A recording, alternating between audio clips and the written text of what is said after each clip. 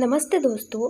आज हम बात करेंगे वैदिक सभ्यता, वैदिक सिविलाइजेशन की, जो भारत की सबसे प्राचीन और महत्वपूर्ण सभ्यताओं में से एक थी।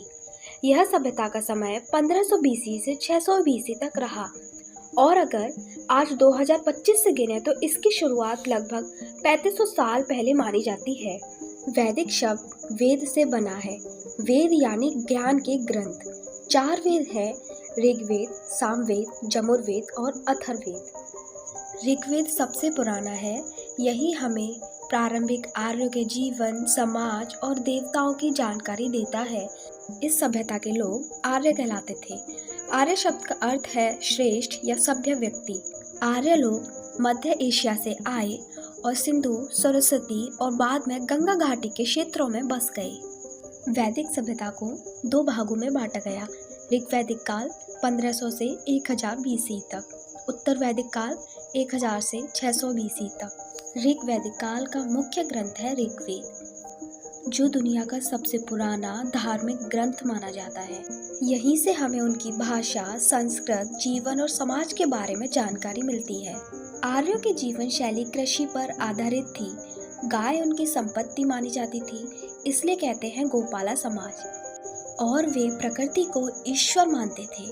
उत्तर वैदिक काल में आर्य गंगा के मैदानों की तरफ बढ़े। लोहा का प्रयोग शुरू हुआ, राज्य बनने लगे और 4 वर्णों ब्राह्मण, क्षत्रिय, वैश्य, शूद्र में बंट गया। प्रारंभिक वैदिक काल में उनका केंद्र सरस्वती, दृष्ट, सिंधु क्षेत्र था, जबकि उत्तर वैदिक काल में वे गंगा, यमुना, 2 आव यानी 2 नदियों के बीच की भूमि की ओर फैल गए। आर्यों का समाज पितृसत्तात्मक था। परिवार का मुखिया गृहपति, राजा का चुनाव जनता करती थी और शासन में सभा और समिति नाम की 2 संस्थाएं होती थी, जो प्रारंभिक लोकतंत्र के रूप में जानी जाती थी। प्रारंभिक लोकतंत्र का मतलब है ऐसा शासन या प्रशासन जिसमें राजा पूरी तरह अकेला निर्णय करता नहीं होता, बल्कि जनता या समाज की संस्थाएं भी निर्णय लेने में भाग लेती हैं। धार्मिक जीवन यज्ञ और मंत्र पर आधारित था। मुख्य देवता थे इंद्र, अग्नि, वरुणा, सोम। मंदिर नहीं थे, पूजा घर या खुले मैदान में होती थी। धर्म का मतलब था कर्तव्य और नैतिकता, न कि सिर्फ पूजा। इस तरह पूरी सभ्यता ने भारतीय संस्कृति, धर्म और दर्शन की नींव रखी।